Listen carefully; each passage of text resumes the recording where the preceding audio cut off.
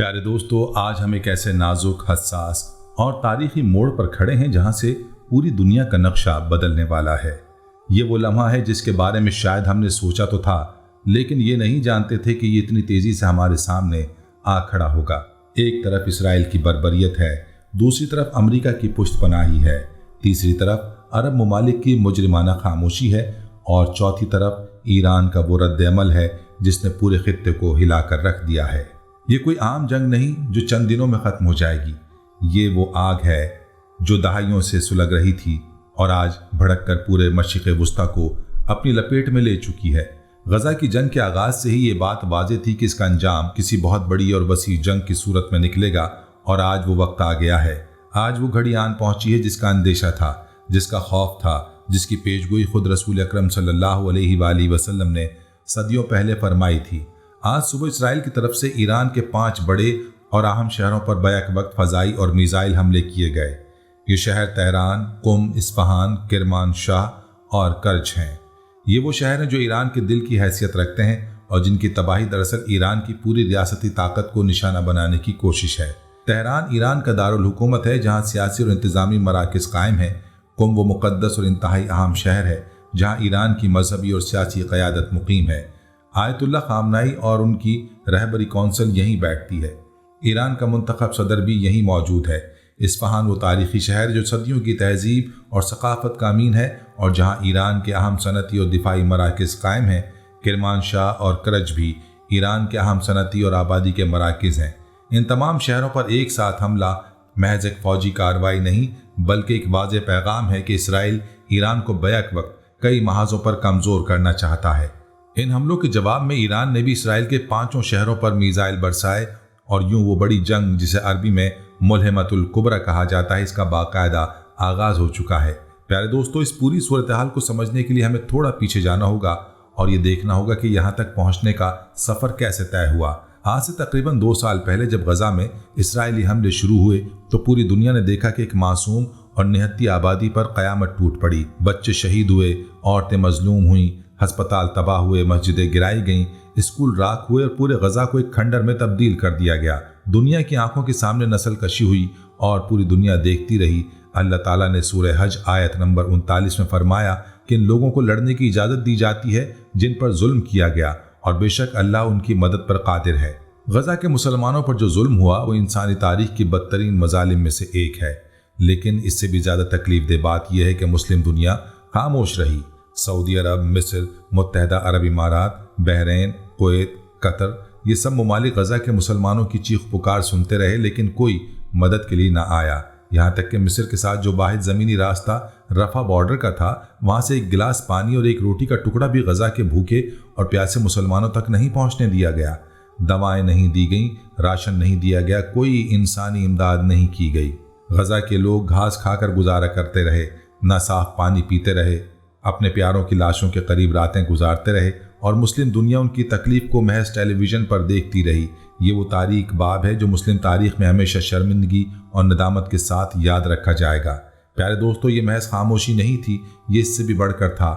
اب یہ بات روز روشن کی طرح عیاں ہو چکی ہے کہ بعض عرب ممالک کے افواج اور اسرائیلی فوج کے درمیان باقاعدہ مشاورت ہوتی رہی، خفیہ اجلاس ہوتے رہے، ان کی خاموش منظوری کے بعد غزہ پر حملے جاری رکھے گئے۔ اسرائیل نے حماس کے خاتمے کے لیے ان عرب ممالک کو اعتماد میں لیا اور انہوں نے نہ صرف خاموشی اختیار کی بلکہ عملی تعاون بھی فراہم کیا۔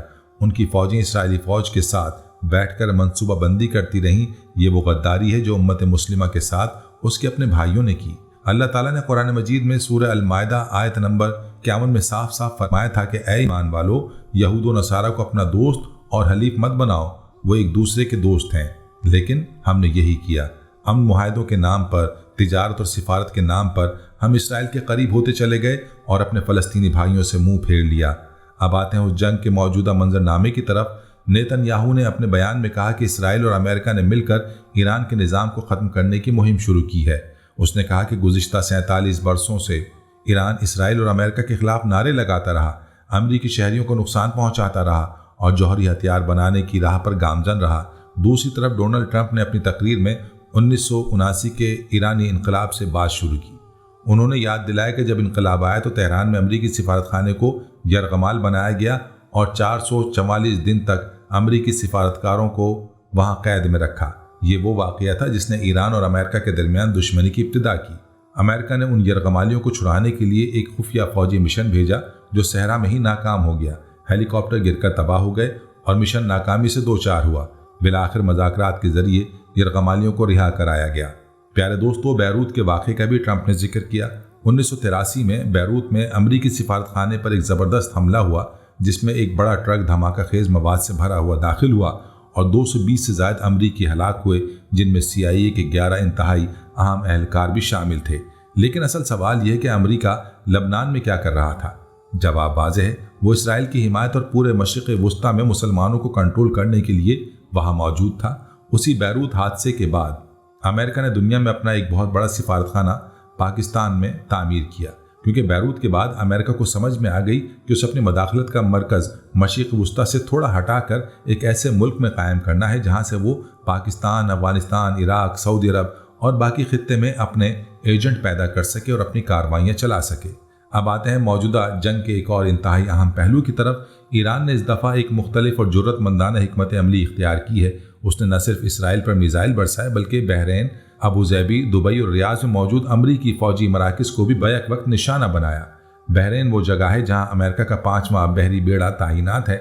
ये वो ताकतवर बेड़ा है जो खलीज फ़ारस और पूरे मशरिक़ वुस्ता पर नज़र रखता है और इस पूरे खित्ते की फ़ौजी हरकत को कंट्रोल करता है। रियाद में अमरीकी फ़ौजी अड्डा है जो सऊदी शाही ख़ानदान की हिफाजत के लिए कायम किया गया था, यानी सऊदी अरब के हुक्मरान अपनी ही हिफाजत के लिए अमेरिका के मोहताज हैं और उस मोहताजी की कीमत पूरी उम्मत को अदा करनी पड़ रही है। अबू ज़ैबी और दुबई में भी अमरीकी मराकज़ हैं, यानी अब ये जंग सिर्फ ईरान और इसराइल के दरमियान नहीं रही, ये पूरे खित्ते को अपनी लपेट में ले चुकी है। प्यारे दोस्तों, यहाँ एक और बात समझना ज़रूरी है कि अभी सिर्फ 36 घंटे पहले अफगानिस्तान ने ईरान का साथ देने का ऐलान किया था और यह ऐलान उस वक्त आया जब पाकिस्तान और अफगानिस्तान के दरमियान सरहदी कशीदगी उरूज पर थी और दोनों तरफ से हमले हो रहे थे। इस मौके पर तुर्की, सऊदी अरब, ईरान और चीन ने इन दोनों मुस्लिम ममालिक के दरमियान सुलह कराने की कोशिश की, लेकिन मुत्तहदा अरब इमारात मुकम्मल तौर पर खामोश रहा। वो UAE जो इसराइल के साथ इब्राहिम मुआहदे पर दस्तखत कर चुका है, वो 2 मुस्लिम भाइयों को लड़ता देखकर भी खामोश रहा। ये खामोशी बहुत कुछ बयान करती है और बताती है कि किन ममालिक के मफादात किस तरफ हैं।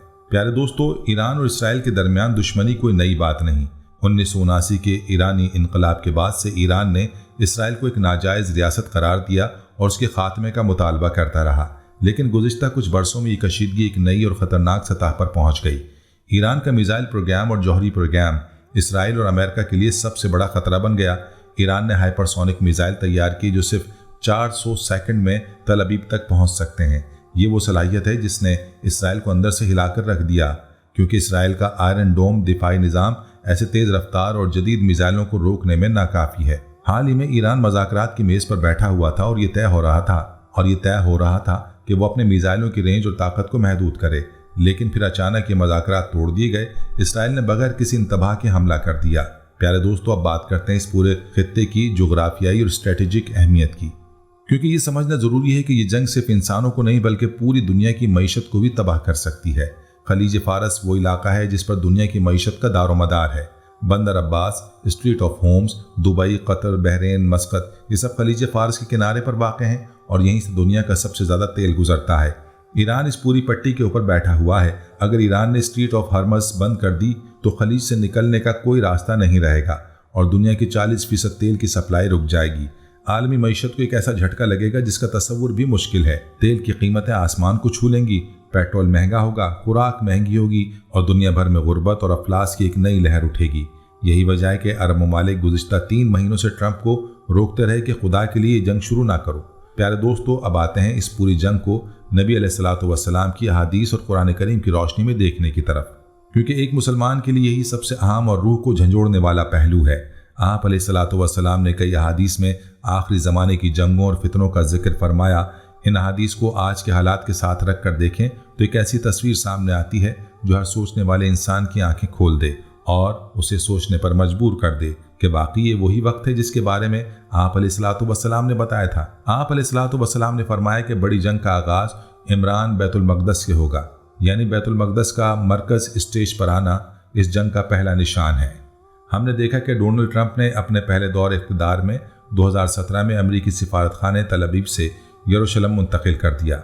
ये फैसला अमरीकी कांग्रेस में 30-35 साल पहले पास हो चुका था, लेकिन कोई अमरीकी सदर इसे नाफिज करने की हिम्मत नहीं करता था, क्योंकि अरबों की नाराज़गी का खौफ था।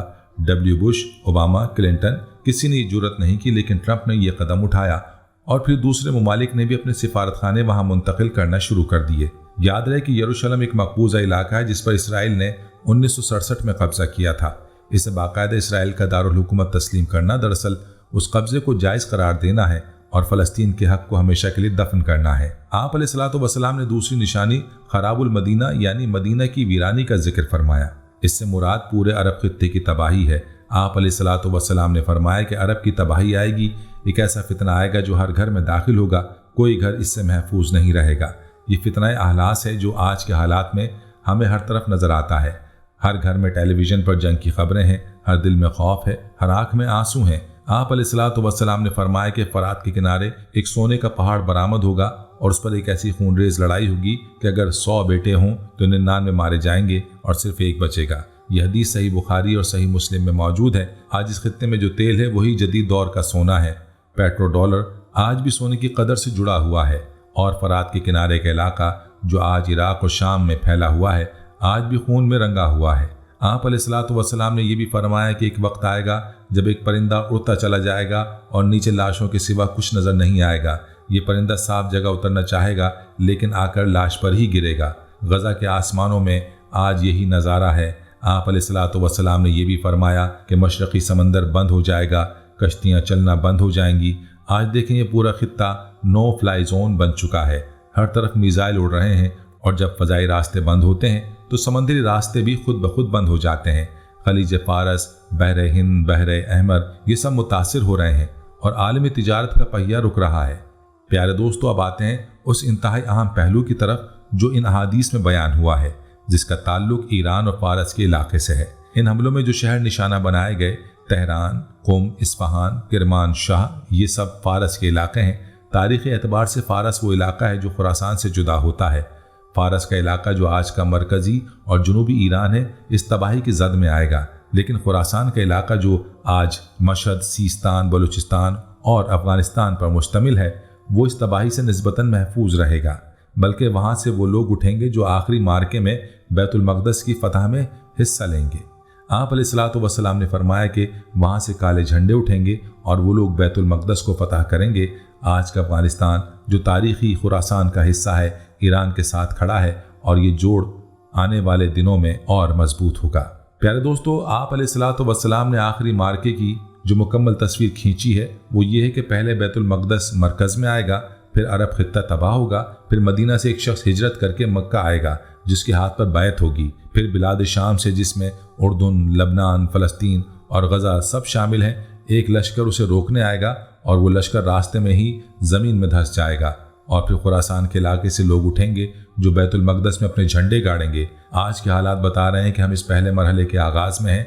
बैतुल मक़दस मरकज़ में आ चुका है, अरब खित्ता तबाह हो रहा है और बाकी मराहिल अपनी बारी का इंतज़ार कर रहे हैं। प्यारे दोस्तों, अब आते हैं उस सवाल की तरफ जो सबसे अहम और सबसे तकलीफ देह है। पाकिस्तान कहाँ खड़ा है? हम किसके साथ हैं? हम अबू ज़ैबी, दुबई, बहरीन और रियाज के साथ हैं जिन पर ईरान ने हमला किया है क्योंकि वो अमरीकी अड्डों के मरकज़ बने हुए थे, या हम ईरान और गज़ा के उन मुसलमानों के साथ हैं जो इसराइल के ख़िलाफ़ लड़ रहे हैं? हम अभी तक बोर्ड ऑफ पीस के रुकन हैं, वो मुआहदा जो अबू ज़ैबी, बहरीन, कतर और सऊदी अरब के साथ मिलकर बनाया गया था, लेकिन इन सब पर हमला हो चुका है और हम अफ़गानिस्तान से लड़ रहे हैं। दो मुस्लिम भाई एक दूसरे का गला काट रहे हैं जबकि इसराइल मुसलमानों को तबाह कर रहा है। ये वो अलमिया है जो हमें सोचने पर मजबूर करता है कि हम कहाँ जा रहे हैं और किस रास्ते पर चल रहे हैं। पाकिस्तान के अवाम के दिल गज़ा के मुसलमानों के साथ धड़कते हैं, उनके लिए आंसू बहाते हैं, दुआएं करते हैं। पाकिस्तानी मसाजिद में गज़ा के लिए दुआएं मांगी जाती हैं। पाकिस्तानी बच्चे गज़ा के बच्चों के लिए रोते हैं। पाकिस्तानी माएँ गज़ा की माँओं का दर्द महसूस करती हैं, लेकिन पाकिस्तान के हुक्मरान कुछ और सोचते हैं। वो अमेरिका और मगरिब की खुशनुदी चाहते हैं, IMF का कर्जा चाहते हैं और इसीलिए वो उन ममालिक के साथ खड़े हैं जो इसराइल के साथ है। अवाम और हुकूमत के दरमियान ये खलीज जब तक मौजूद है हम ना अपना भला कर सकते हैं ना उम्मत का। अल्लाह ताला ने सूरह निसा आयत नंबर 75 में फरमाया कि तुम्हें क्या हो गया है कि तुम अल्लाह की राह में उन कमज़ोर मर्दों, औरतों और बच्चों के लिए नहीं लड़ते जो पुकार रहे हैं कि ऐ हमारे रब ہمیں اس بستی سے نکال جس کے باشندے ظالم ہیں۔ یہ آیت آج غزہ کے ہر بچے، ہر ماں، ہر بزرگ کی پکار ہے۔ پیارے دوستو، اب بات کرتے ہیں اس جنگ کے اقتصادی اور علاقائی نتائج کی جو آنے والے دنوں میں دیکھنے کو ملیں گے۔ جب یہ جنگ مزید پھیلے گی تو سب سے پہلے دبئی، ابوظہبی، بحرین اور قطر سے لاکھوں غیر ملکی کارکن فرار ہو جائیں گے۔ یورپی اور بھارتی تاجر اور کارکن جو ان ممالک میں لاکھوں کی تعداد میں موجود ہیں، وہ پہلے موقع پر بھاگ نکلیں گے۔ یہ ممالک جن کی پوری معیشت غیر ملکی محنت کشوں پر ٹکی ہے، وہ ایک رات میں درہم برہم ہو جائیں گی۔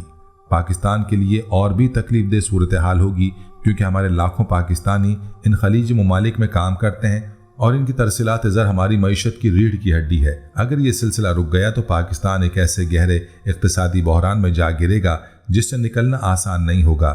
روزگار ختم ہوگا، روپیہ گرے گا، مہنگائی بڑھے گی اور عام آدمی کی مشکلات کئی گنا بڑھ جائیں گی۔ پیارے دوستو، اب آتے ہیں اس نقطے کی طرف جو شاید اس پوری گفتگو کا سب سے اہم حصہ ہے۔ اس پوری تباہی کی ایک بنیادی وجہ ہے اور صرف ایک وجہ۔ عربوں نے وہ پیغام بھلا دیا جو رسول اکرم صلی اللہ علیہ وآلہ وسلم ان کے پاس لے کر آئے تھے۔ انہوں نے یہود و نصارہ کو دوست بنایا، ابراہیم معاہدوں کے ذریعے اسرائیل کو تسلیم کیا، اپنے اقتدار کی حفاظت کے لیے امریکی فوج کو اپنی سرزمین پر بلایا اور اپنے ہی مسلمان بھائیوں کا خون بہنے دیا۔ اللہ کے احکامات سے روگردانی کی سزا آتی ہے، کبھی جلدی اور کبھی دیر سے، لیکن آتی ضرور ہے۔ اللہ تعالیٰ نے سورہ رعد آیت نمبر 11 میں فرمایا، اللہ کسی قوم کا حال نہیں بدلتا جب تک وہ خود اپنا حال نہ بدلے۔ مسلم امہ نے اپنا حال بدلا، لیکن بدتری کی طرف۔ ہم نے اللہ کے احکامات سے دوری اختیار کی، دنیا کی چمک دمک کے پیچھے بھاگے، اپنے بھائیوں کو بیچ دیا اور یہ سمجھ لیا کہ امریکہ اور اسرائیل کے ساتھ دوستی میں ہماری بقا ہے۔ آج اس سوچ کا نتیجہ ہمارے سامنے ہے۔ پیارے دوستو، آپ علیہ الصلوۃ والسلام نے مسلمانوں کی آخری فیصلہ کن جنگ کے بارے میں صاف فرمایا کہ یہ جنگ یہود کے ساتھ ہوگی اور یہ آخری معرکہ ہوگا جس کے بعد حق کی فتح ہوگی۔ آپ علیہ الصلوۃ والسلام نے فرمایا کہ اس جنگ میں ایک پتھر کے پیچھے چھپا یہودی بھی مسلمانوں کو پکارے گا کہ آؤ اور اسے قتل کرو، سوائے غرقد کے درخت کے جو اس یہودی کی حفاظت کرے گا۔ یہ حدیث صحیح مسلم میں مروی ہے اور آج یہ بھی مشہور ہے کہ اسرائیل میں اس غرقد کے درخت کو بڑے پیمانے پر لگایا جا رہا ہے۔ یہ محض اتفاق ہے یا یہ اس بات کی علامت ہے کہ وہ لوگ بھی جانتے ہیں کہ آخری معرکہ آنے والا ہے اور وہ اس کے لیے تیاری کر رہے ہیں؟ پیارے دوستو، اس وقت حق اور باطل کی پہچان ناگزیر ہو گئی ہے۔ جو اسرائیل کے خلاف لڑ رہا ہے، چاہے اس سے ہمارے مسلکی اختلافات ہوں، وہ ظلم کے خلاف کھڑا ہے جو غزہ کے معصوم بچوں پر، عورتوں پر، بوڑھوں پر ڈھایا جا رہا ہے۔ آج مسلکی اختلافات کا وقت نہیں، آج وہ وقت ہے جب امت کو ایک ہونا چاہیے۔ نبی علیہ الصلوۃ والسلام نے فرمایا کہ مسلمانوں کی مثال ایک جسم کی طرح ہے، جب ایک عضو تکلیف میں ہو تو پورا جسم بے چین ہو جاتا ہے، پوری رات نیند نہیں آتی۔ یہ حدیث صحیح مسلم میں ہے۔ آج غزہ تکلیف میں ہے، آج ایران تکلیف میں ہے، آج پورے جسم کو بے چین ہونا چاہیے۔ اگر ہم بے چین نہیں تو سوچنا چاہیے کہ ہمارا ایمان اب اس مقام پر پہنچا ہے جہاں پہنچنا ضروری ہے۔ پیارے دوستو، اللہ تعالیٰ نے سورہ آل عمران آیت نمبر 160 میں فرمایا کہ اگر اللہ تمہاری مدد کرے تو کوئی تم پر غالب نہیں آ سکتا، اور اگر وہ تمہیں چھوڑ دے تو پھر کون ہے جو تمہاری مدد کرے؟ بس اللہ کی مدد حاصل کرنے کا ایک ہی راستہ ہے، اور وہ ہے اللہ کی طرف سچے دل سے رجوع کرنا، اس کے احکامات پر چلنا، مظلوموں کا ساتھ دینا اور ظالموں کے سامنے حق بات کہنا۔ تاریخ گواہ ہے کہ جب بھی مسلمانوں نے اللہ کی طرف سچے دل سے رجوع کیا، اللہ نے ان کی مدد فرمائی۔ آخر میں پیارے دوستو، کہ اس وقت اپنے تمام مسلکی اور فروعی اختلافات بھلا کر مظلوم مسلمانوں کے ساتھ کھڑے ہوں، غزہ کے لیے دعا کریں، فلسطین کے لیے دعا کریں، پوری امت مسلمہ کے لیے دعا کریں، اپنی حکومتوں پر دباؤ ڈالیں کہ وہ ظالم کا ساتھ چھوڑیں اور مظلوم کا ساتھ دیں۔ سوشل میڈیا پر آواز اٹھائیں تاکہ دنیا جانے کہ مسلمان اپنے بھائیوں کے ساتھ ہیں، اور سب سے بڑھ کر اللہ کے سامنے سجدے میں گر کر اس سے مدد مانگیں، کیونکہ جب انسانی طاقتیں جواب دے جاتی ہیں تو صرف اللہ کی مدد ہی کام آتی ہے۔